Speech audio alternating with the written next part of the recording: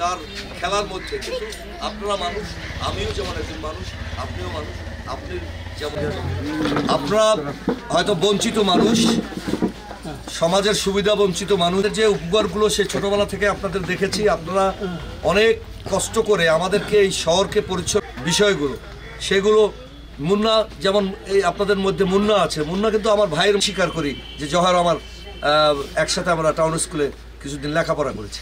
এই যে আপনারা এই পিরোজপুর শহরবাসীর জন্য আমাদেরও আপনাদের প্রতি ভালোবাসা আছে।